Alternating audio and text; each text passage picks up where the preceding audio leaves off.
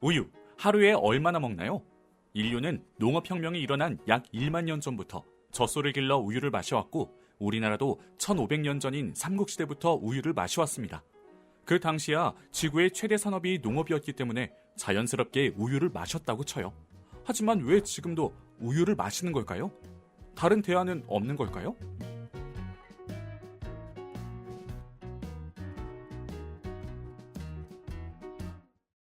어린 시절 키 좀 커보겠다고 코를 막으면서까지 마시던 우유. 우유를 마시는 이유 중 하나는 뼈를 튼튼하게 하는 칼슘 섭취를 위해서일 텐데요. 실제로 우유 500ml 한 잔에는 하루의 권장량의 70%에 달하는 칼슘이 포함되어 있습니다. 그럼 우유 한 잔 반만 마시면 하루에 섭취해야 하는 칼슘을 다 채울 수 있는 걸까요? 아쉽게도 그렇지 않습니다. 칼슘은 체내 흡수율이 30% 정도로 낮은 영양소에 속합니다. 또한 칼슘은 인이라는 영양소와 복잡하게 상호작용하는데요. 칼슘과 인은 뼈를 성장시키고 튼튼하게 만드는데 꼭 필요한 영양소들이지만 서로가 서로의 작용을 방해할 뿐만 아니라 둘의 균형이 무너지면 건강에 적신호가 켜지기 때문에 둘을 1대1 비율로 균형 있게 섭취하는 것이 중요합니다. 보통의 우유에는 칼슘과 인이 1대 1.2 정도의 비율로 들어있어 인이 약간 더 많기는 하지만 어느 정도 균형을 이룬 듯 보입니다.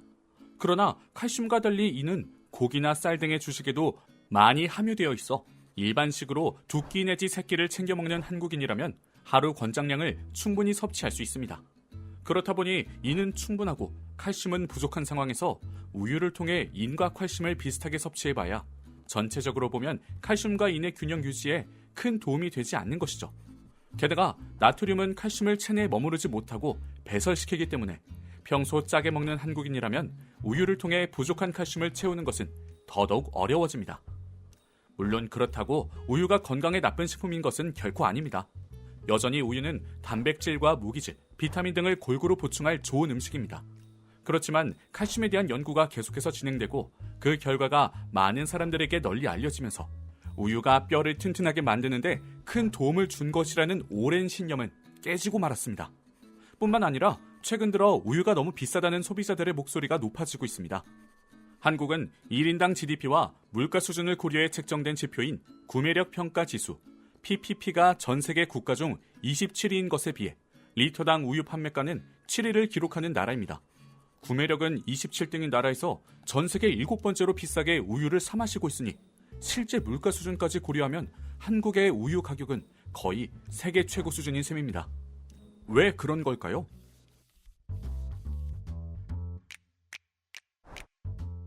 답은 한국 낙농업의 구조에 있습니다. 우유를 얻으려면 우선 젖소들이 풀을 뜯어먹을 수 있는 넓은 들판이 있어야겠죠? 세계적인 낙농업 강국인 폴란드나 덴마크, 호주는 인구 밀도가 낮고 목초지에 적합한 평야가 잘 발달되어 있어 자연스럽게 낙농업이 발달한 반면 한국의 경우 국토의 70%가 산으로 되어 있고 남은 30%의 땅에 인구가 초밀집되어 있기 때문에 지리적으로 젖소를 기르기에 적합하지 않습니다. 그럼에도 불구하고 1960년 박정희 정부는 한국 땅에서 낙농업을 부흥시키는 정책을 추진합니다. 당시 정부는 수입에 의존했던 유제품을 국산화하기 위해 직접 젖소를 외국에서 구해와 낙농업계에 나눠주고 금전적인 후원을 아끼지 않은 것은 물론 국민들에게 우유가 영양적으로 뛰어난 식품임을 적극적으로 홍보해 소비를 장려했습니다. 목초지가 없는 한국 땅에서 젖소를 길러 우유를 만들어내야만 했던 낙농업체들은 좁은 농장에 젖소들을 가두고 풀 대신 곡물을 먹여 길렀는데 이 방법은 낙농업 선진국처럼 젖소를 자연 방목하는 것보다 생산비나 관리비가 훨씬 많이 들었고 정부는 외국보다 훨씬 더 비싼 비용을 들여 우유를 생산해야만 하는 낙농업체에 최소한의 수익을 보장해주기 위해 오랜 시간 우유의 가격을 조절해왔습니다. 그렇다 보니 우유에 대한 수요가 줄어드는데 가격은 올라가는 경제학적으로 말이 안 되는 상황이 벌어지기도 하면서 한국의 우유값은 현재 전 세계적으로 물가 대비 최고 수준으로 자리 잡게 되었습니다.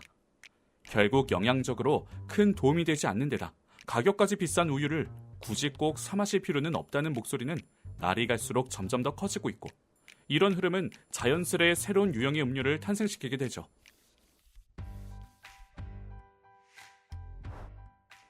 대체 우유란 콩이나 아몬드, 땅콩, 귀리, 호두 등의 견과류나 곡물을 갈아 물과 섞어 만든 식물성 혼합 음료를 가리킵니다.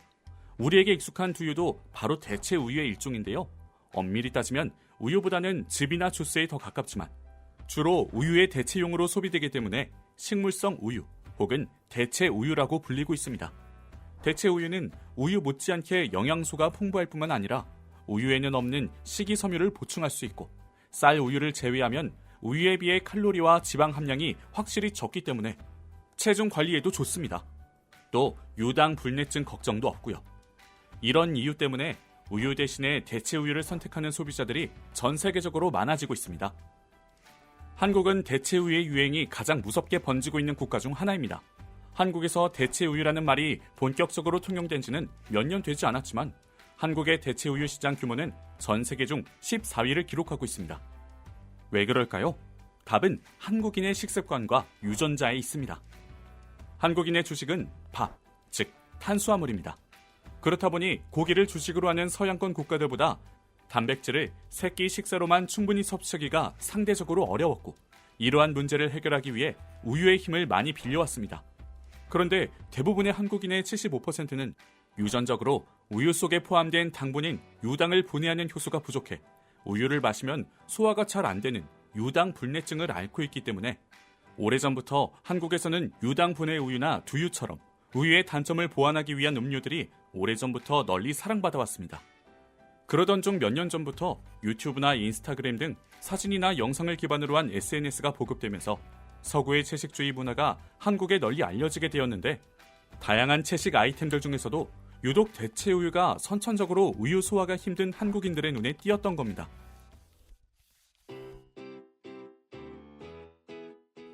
기후변화도 대체 우유가 각광받는 이유 중 하나가 되었습니다. 젖소가 지구온난화의 주범 중 하나라는 사실 알고 있었나요? 지구온난화의 대표적인 원인으로는 메탄가스와 이산화탄소가 있는데요. 그 중에서도 메탄가스는 이산화탄소보다 21배 더 지구온난화를 가속시킵니다. 그런데 이 메탄의 주요 발생 원인 중 하나가 바로 축산업입니다. 동물이 음식물을 소화하는 과정에서 메탄가스가 발생하고 이를 방귀로 내보내기 때문이죠. 방귀를 뀌어봐야 얼마나 뀌겠냐고 생각할 수 있지만 가축들이 내뿜는 온실가스의 비율은 무려 18%나 됩니다. 그 중에서도 몸집이 크고 소화기관이 발달한 것으로 유명한 소는 하루에만 약 600리터의 메탄가스를 방귀로 내보내는데 이는 소형차가 1년 동안 내뿜는 온실가스의 양과 비슷합니다. 특히 젖소들은 많은 양의 우유를 생산하기 위해 품종이 개량되어 사료를 비정상적인 수준으로 많이 섭취하기 때문에 메탄가스를 훨씬 더 많이 내뿜게 되죠. 젖소가 소비하는 자원의 양도 상당합니다.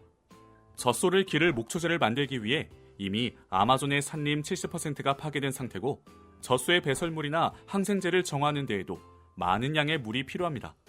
결국 우리가 아무리 자원을 아끼고 친환경 에너지 개발에 힘써봐야 거대 규모의 낙농업이 존재하는 한 지구온난화는 막을 수 없습니다. 또한 젖소를 포함한 가축들이 공장식 축산업 아래서 고문당하듯 길러진다는 얘기는 이미 많이들 아실 겁니다. 대체 우유는 전 세계적으로 주목받고 있습니다.